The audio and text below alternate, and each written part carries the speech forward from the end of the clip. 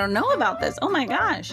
It's interesting, this thing that is so fundamental, and like you said, those cartoons from a kid, you teach kids early on, wash your hands, soap and water, all these things.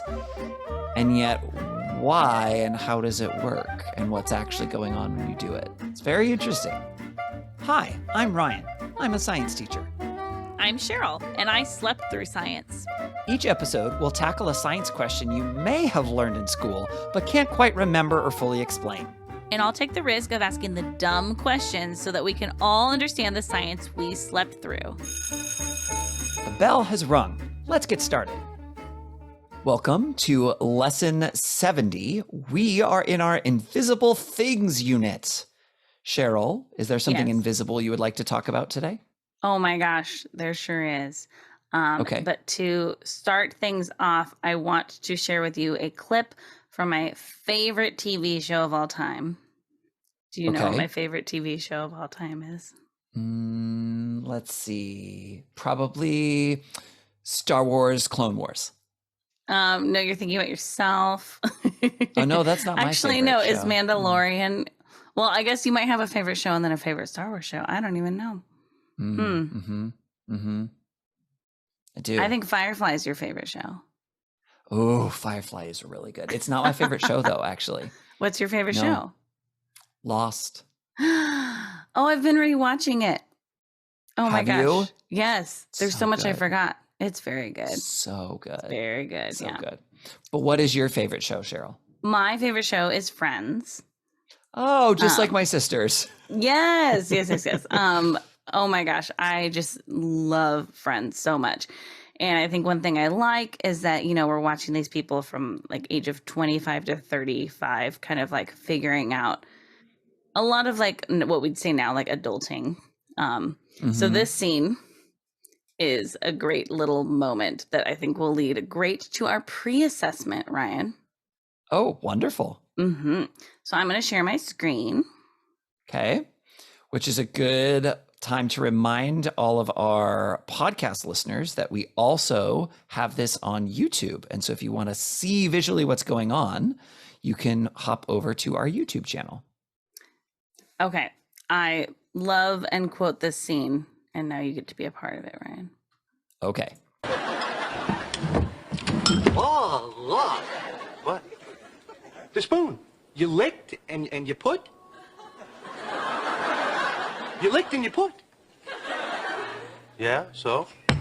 Well, don't you see how gross that is? I mean, that's like you using my toothbrush. You used my toothbrush.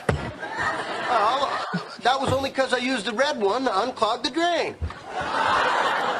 Oh. Where's the red one? Oh, God. Can open, worms everywhere. Hey, why can't we use the same toothbrush, but we can use the same soap? Because soap is soap. It's self-cleaning. All right, well, next time you take a shower, think about the last thing I wash and the first thing you wash.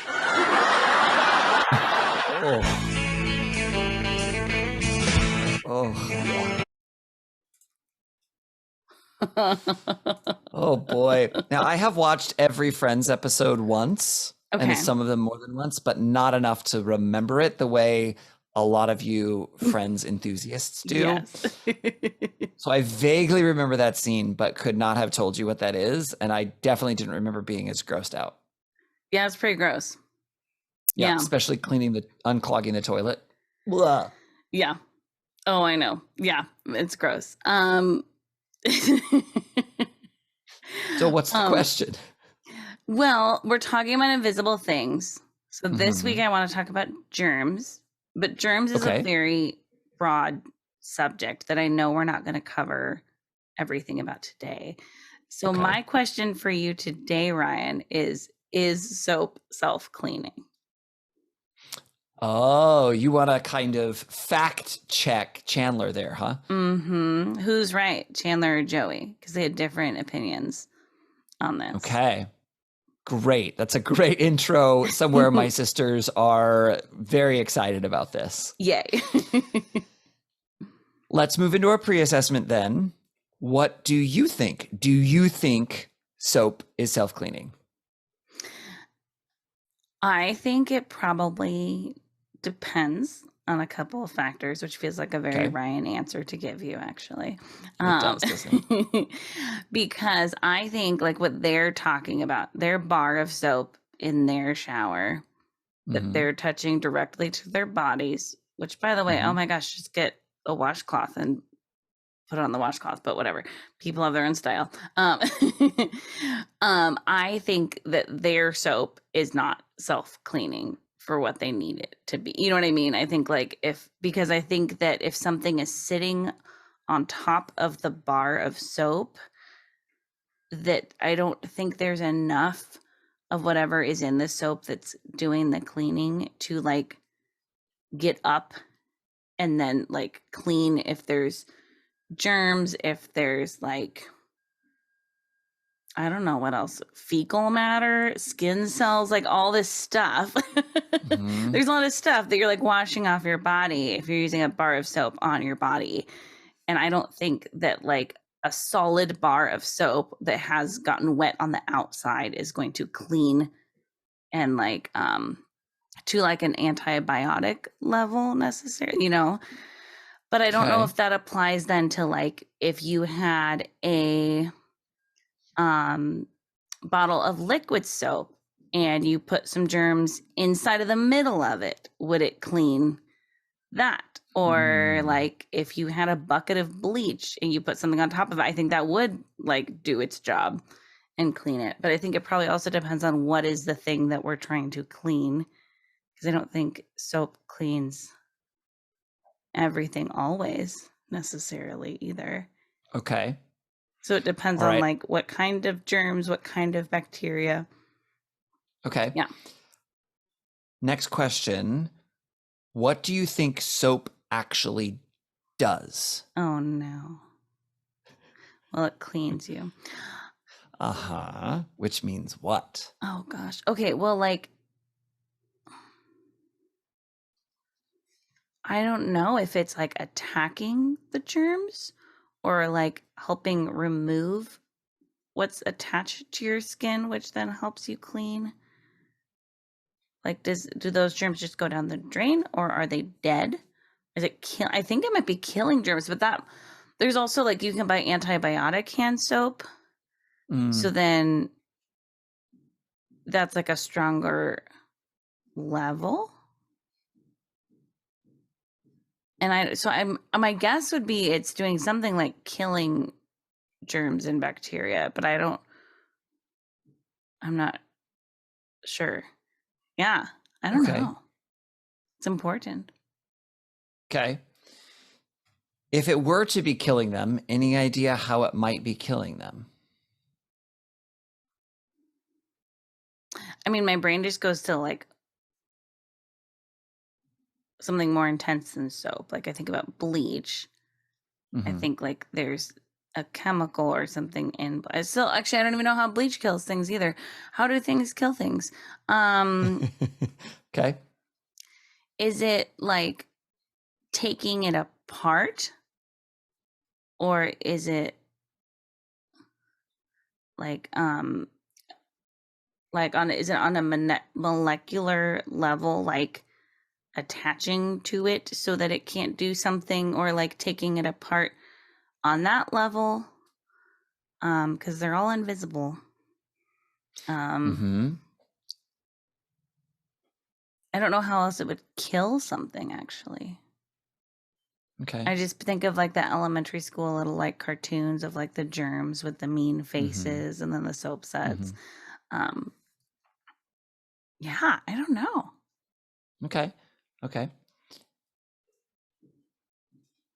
What is the difference, do you think, in washing with soap of whatever kind, liquid, solid bar, whatever, versus doing the exact same sorts of motions, but just with water? Ooh. Um, I think water probably already is helping. I don't think water's doing nothing. Um, Okay.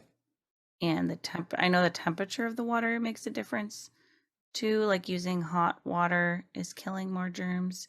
So if you're using hot water on germs, are you burning them alive? Is that why it works? Or I wonder if it's just helping it like make it like no longer attached to your skin. Like I wonder if when you're bathing with water, if it's just like detaching things that are sitting on top of your skin, but soap is sanitizing more. What does that mean? Sanitize. I don't know. I don't really. I also know there's a difference between hand sanitizer and soap. They're doing Mhm. different things Mhm. than each other. Mhm. So I don't really know actually is soap sanitizing or not. Like is hot water washing away some things and soap is killing those things? Hmm. Okay. There's a lot I don't know about this. Oh my gosh. It's Wow. interesting, this thing that is so fundamental, and like you said, those cartoons from a kid, you teach kids early on, wash your hands, soap and water, all these things. And yet why and how does it work and what's actually going on when you do it? It's very interesting. It really is. And it makes sense why a lot of kids don't believe it. Because it's all invisible, so then it's just Mm, like what's the point of any of this? Or it just seems like another rule that they have to follow. yeah. Yeah. Well, Cheryl, I actually am very impressed, as usual, that soap really does two main things, and you got both of them Are you in what you were serious? talking about. Hmm. What? That's so Yeah. exciting. Yeah. Now, you were kind of deciding, does it do this or does it do this? And the reality is, soap does both. Okay. There's two things that soap can do. One is it can kill germs. Okay. And we can talk about how, because you weren't quite sure what it's doing there, but it can, depending on a bunch of factors. But the other thing that it can do is help physically remove the Mm. germs.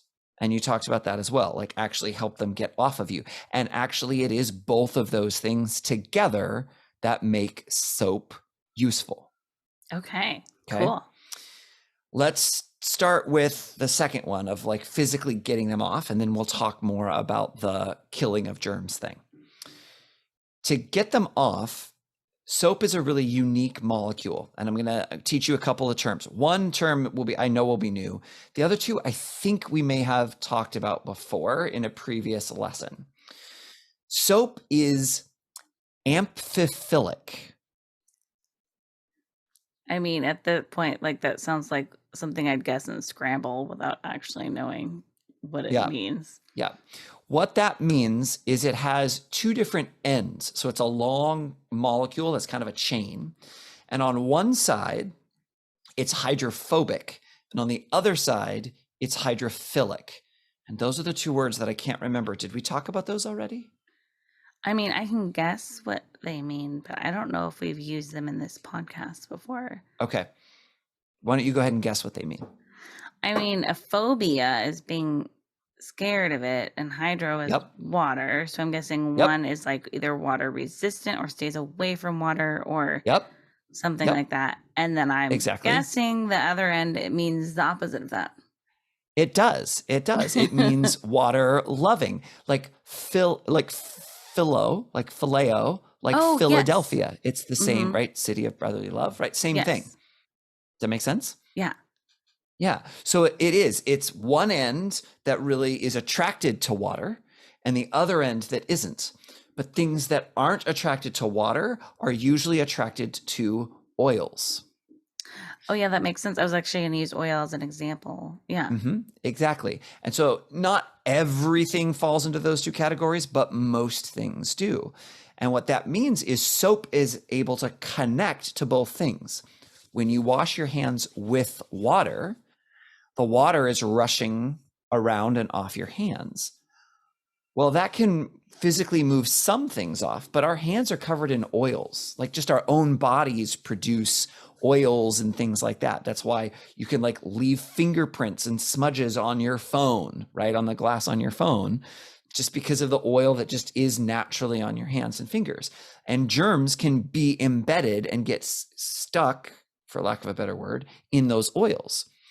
But if you can have soap that can grab onto those oils and also grab onto the water that's rushing past, it can pull those oils off of your skin. Oh, cool. Nice. And lots of cells. So if we're talking about like bacteria, for example, and even some viruses, the coatings around the viruses also are hydrophobic. They are the more oil-based things. So soap can also sort of attach to the outside of the cells or the viruses and pull those specifically, even if it's not just oils. Cool.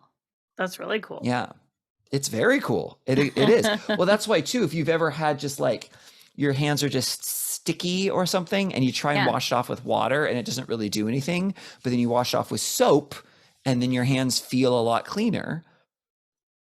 Even separate from any sort of germs or anything, you're just able to get more of that gunk that's more oil-based off of your hands. But the soap is able to grab onto it and pull it off. And hot tip, if that soap still isn't working, use dish soap, because dish soap is like trying to get grease off of pans, so it's a lot more intense. So sometimes if you like something really won't come off, dish soap, it'll help you out. There you go. Good tip. That also then leads to and feeds into that the other part for killing germs, which germs is sort of a catch-all term for things that make us sick. And so bacteria would fall into that, and viruses would fall into that, and even some fungi can count sometimes as well. And they all kind of, germs is not really a scientific term. It's much more of a vernacular, common term, or maybe even from the media necessarily. It's not bad. It's not a bad term. It's just not very specific.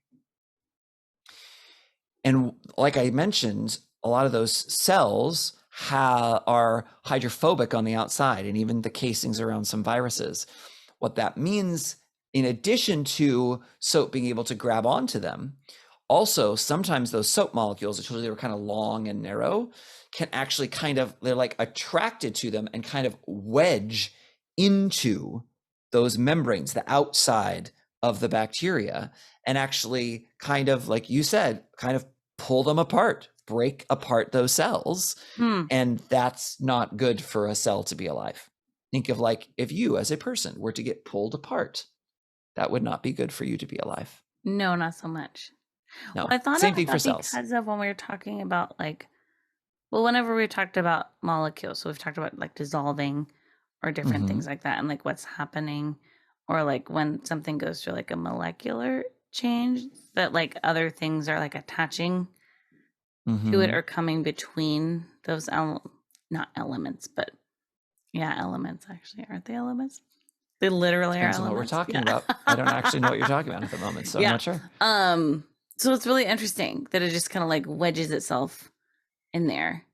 So is that why antibacterial soap would be even stronger, or like what's going on there? So here's the interesting thing. So antibacterial is specific to bacteria. Hopefully that's obvious. Bacterial. Yeah. Not viruses. Can't help you with viruses. Ooh. And antibacterial soap, yes, is quote unquote stronger, as it does more of a job focusing on killing those bacteria. However,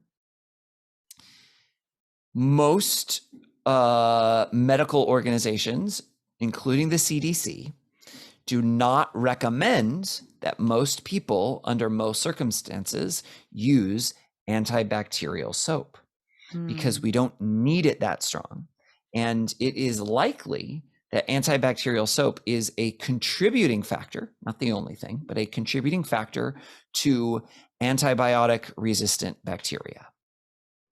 And is that similar to the criticism of hand sanitizer? Because I've heard a similar criticism is like it's doing something weird, and like hand sanitizer just works very, very differently. Hand sanitizer is an alcohol, and alcohols, just like if you drink alcohol, it's the same sort of a thing. Like alcohols kind of break apart cells, and that's what you're doing when you're using hand sanitizer. But what hand sanitizer doesn't do is it doesn't grab things and pull them off.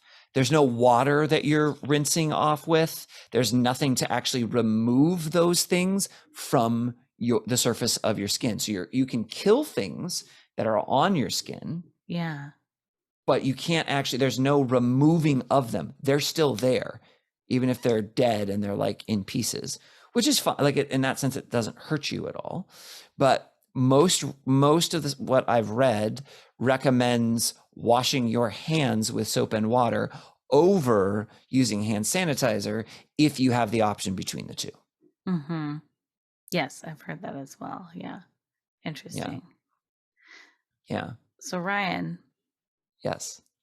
Is soap self-cleaning? So that's the final spot, right? Now that we've learned what soap does, is soap self-cleaning? And I think one of the pieces with it comes back to a little bit of what you said at the beginning, is comparing a bar of soap to liquid soap. And what do we mean by self-cleaning? When you talked about the bar of soap and liquid soap, and you're talking about something on the surface versus something like falling into like a liquid soap, I think you're right.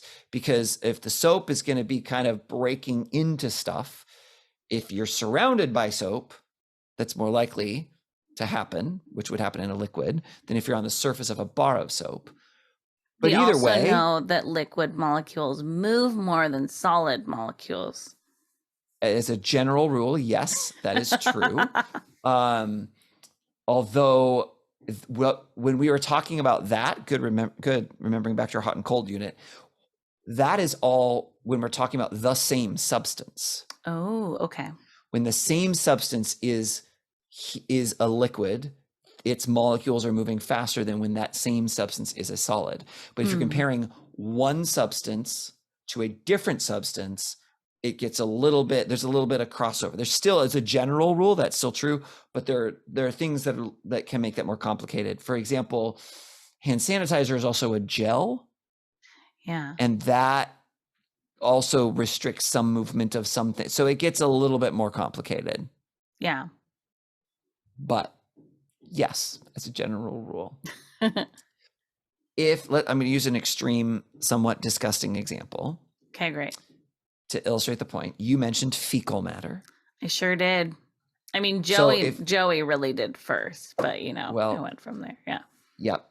If you were to place fecal matter on top of a bar of soap and fecal matter on the top of liquid soap, the fecal matter would still have all sorts of bacteria on it, no matter which one you put it on. Now, the underside that was in contact with the soap may actually have whatever was in it killed. Like, that's definitely possible.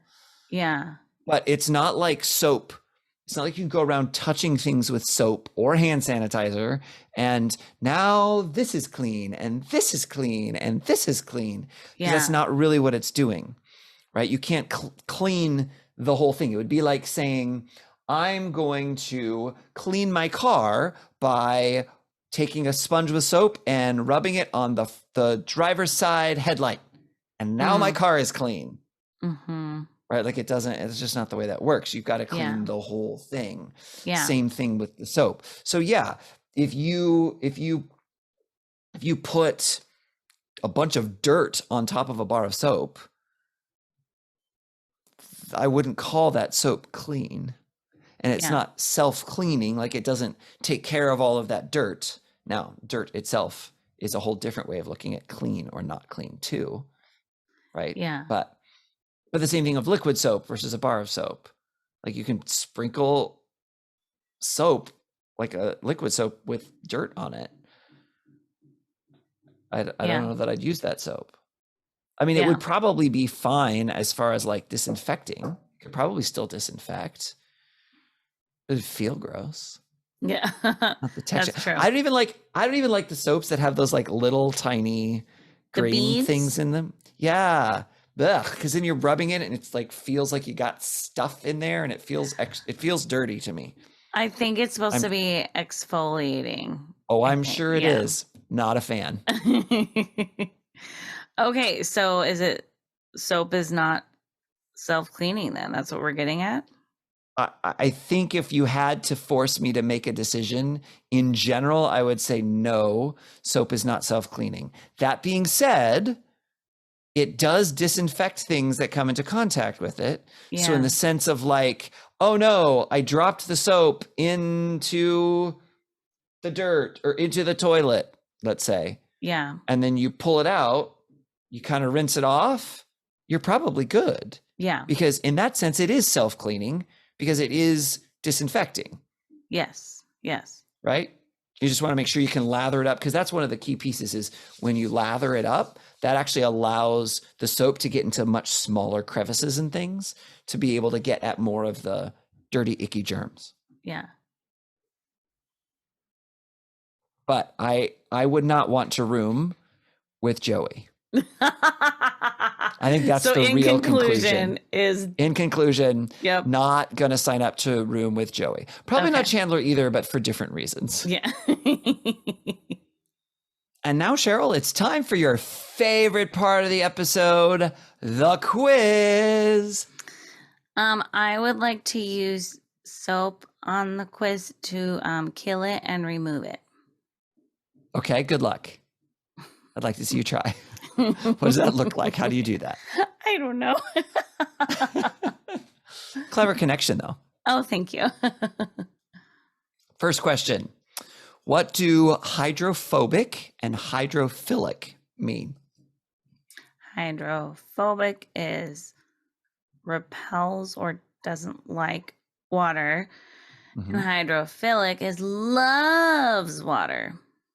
Yes. What are the two ways that soap helps make things clean? It kills things and it removes things like bacteria, viruses, sometimes fungi even. Yeah, very good. Very good. Why is it important to use water when washing with soap? Because otherwise all that dead stuff, it just sits on your skin and that sounds really gross. So What does the water do? it makes it get off of your body. Like between that and like friction of your hand or your washcloth or whatever actually like removes it from being on your skin as opposed to Mhm. just killing. Yep. And the soap contributes too, because the soap, remember, attaches to the hydrophobic part, and then also the water, the hydrophilic part of the soap attaches to the water and goes with the water and pulls that stuff off as well. Why is soap and water recommended over using hand sanitizer for cleaning your hands most of the time? Because hand sanitizer it's doing something. Like it's better than not using anything, and that it is killing germs on your skin. But then it never removes them, and so they just kind of hang out and sit there. And soap does a much more thorough process between the things we've already talked about, and then also it gets washed down the drain.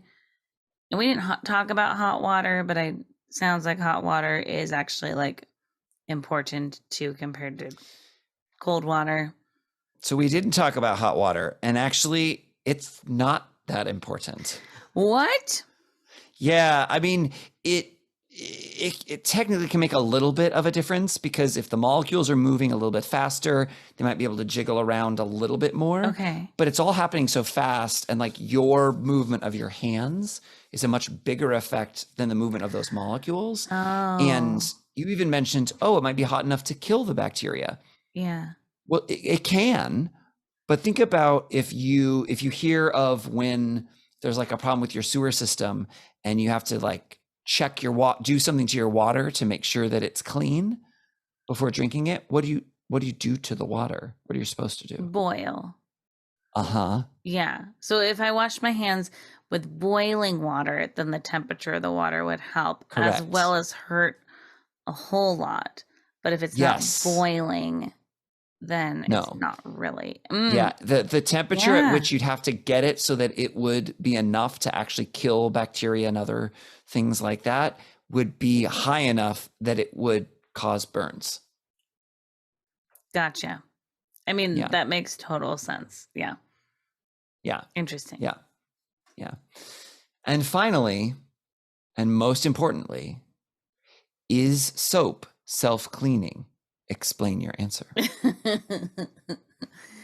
I'm going to say no, because I think we talked about ways that it could be, in that, like, if it has some of that moisture on it, where like the soap can actually be doing its job of it could kill some germs on there. But I think unless it is actually 100% self-cleaning, then we can't make that claim Mm. that it is. So I think if it's partially, then it's still not actually self-cleaning. So then we have to lean towards that direction.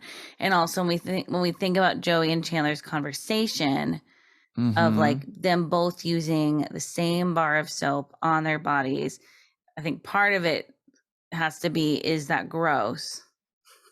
And does Joey bring up a good point? And the answer is yes. So then in that case, soap Well, is not I feel like self-cleaning. that's more mental. That's more the concept of where that bar of soap has been Yeah. than actually it being a problem as far as health goes. I'm still not a fan. That's why I like a washcloth. Everybody uses a washcloth, then it's all good, right? I mean, I'm a bar person. I'm a use the Really? bar directly on my skin. Yeah, but also I don't share with anyone, so it's not a Yeah, problem. that's a good point. Yeah. Well, I like, I like washcloths though, is they also have that scrubby, so they're doing more of the scrubbing. Yeah, and I've tried loofahs, I've tried actual sponges, and they are all too rough and uncomfortable. Oh, your skin's So- like, no, thank you. Yeah, Yeah. I'm like, no. I'm sure it's good for me, but no, thank you. I think that's all the time we have for this lesson. Hopefully you feel nice and clean now. Why don't you go ahead and pack up your stuff and get ready for my closing remarks. You can follow us on Instagram and Facebook at I Slept Through Science, or on Twitter at Slept Science. If you have dumb science questions like I do, please send them to us. You can email us at isleptthroughscience@gmail.com, or you can even send us a voice memo and we'll play it on the podcast. Please rate and review our podcast to tell other people what you think about it, subscribe to make sure you don't miss an episode, and share about our podcast on social media. Thank you to Beth Reed Miller for the artwork. You can check out more of Beth's artwork at Beth Is Something. Okay, great. Thanks. Bye. The bell doesn't dismiss you. I dismiss you.